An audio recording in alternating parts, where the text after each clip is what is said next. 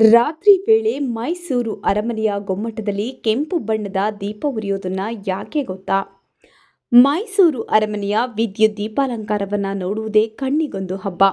ಈ ದೀಪಾಲಂಕಾರವನ್ನು ನೋಡ್ಲಂದೆ ಸಾವಿರಾರು ಜನ ಪ್ರವಾಸಿಗರು ಭೇಟಿ ನೀಡ್ತಾರೆ. ನೀವು ಕೂಡ ಇಲ್ಲಿಗೆ ಭೇಟಿ ನೀಡಿದ್ರೆ ಅಂತಹ ಸಂದರ್ಭದಲ್ಲಿ ರಾತ್ರಿ ವೇಳೆ ಅರಮನೆಯ ಗುಮ್ಮಟದ ಮೇಲೆ ಕೆಂಪು ಬಣ್ಣದ ದೀಪ ಒಂದು ಉರಿತಾನೆ ಇರುತ್ತೆ. ಅದನ್ನ ನೀವು ಗಮನಿಸಿರ್ತೀರಾ ಅಲ್ವಾ? ಈ ಕೆಂಪು ದೀಪ ಯಾಕೆ ಉರಿಯುತ್ತೆ, ಅದರ ಅರ್ಥ ಏನು?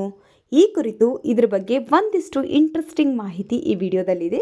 ತಪ್ಪದೇ ಈ ವಿಡಿಯೋನ ಪೂರ್ತಿ ನೋಡಿ. ಇನ್ನೂ ಸಬ್ಸ್ಕ್ರೈಬ್ ಮಾಡಿಲ್ಲ ಅಂತಂದರೆ ಈಗಲೇ ಸಬ್ಸ್ಕ್ರೈಬ್ ಮಾಡ್ಕೊಳ್ಳಿ.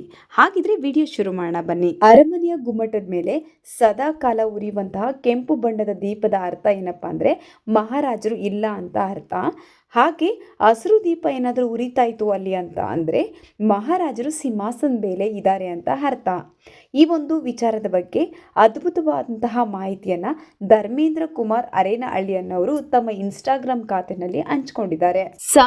1947ರಲ್ಲಿ ಸ್ವಾತಂತ್ರ್ಯ ಬಂದ ಬಳಿಕ ಮಹಾರಾಜರು ತಮ್ಮ ಸಿಂಹಾಸನವನ್ನು ಬಿಟ್ಟು ಇಳಿದ ನಂತರ ಅವತ್ತಿನಿಂದ ಇವತ್ತಿನವರೆಗೂ ಕೂಡ ಅರಮನೆಯ ಗುಮ್ಮಟದಲ್ಲಿ ಕೆಂಪು ದೀಪನೇ ಉರಿತಾ ಇದೆ.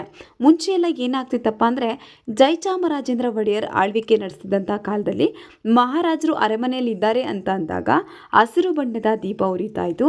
ಅದೇ ಅವರೇನಾದರೂ ಪ್ರವಾಸ ನಿಮಿತ್ತ ಹೊರಗಡೆ ಹೋಗಿದ್ದಾರೆ ಅಂತ ಅಂದರೆ ಕೆಂಪು ಬಣ್ಣದ ದೀಪ ಉರಿತಾ ಇತ್ತು. ಇವಾಗ ಈ ಕೆಂಪು ಹಸಿರು ದೀಪದ ಮೂಲಕನೇ ಮಹಾರಾಜರು ಅರಮನೆಯಲ್ಲಿ ಇದಾರೋ ಅಥವಾ ಇಲ್ವೋ ಅನ್ನೋದನ್ನ ತಿಳಿಬಹುದಾಗಿದೆ ಅನ್ನುವಂತಹ ವಿಚಾರವನ್ನ ಧರ್ಮೇಂದ್ರ ಕುಮಾರ್ ಅರೇನಹಳ್ಳಿ ಅವರು ತಿಳಿಸ್ಕೊಟ್ಟಿರುವಂತದ್ದು. ನೀವು ಯಾವಾಗಾದ್ರೂ ಮೈಸೂರು ಅರಮನೆಗೆ ಹೋದಾಗ ಮೈಸೂರು ಅರಮನೆಯ ಗುಮ್ಮಟದ ಮೇಲಿರುವಂತಹ ಕೆಂಪು ಬಣ್ಣದ ದೀಪವನ್ನ ಅಬ್ಸರ್ವ್ ಮಾಡಿ. ಖಂಡಿತವಾಗಿಯೂ ಈ ಮಾಹಿತಿ ಇಷ್ಟ ಆಯಿತು, ವಿಡಿಯೋ ಇಷ್ಟ ಆಯಿತು ಅಂತ ಭಾವಿಸ್ತೀನಿ.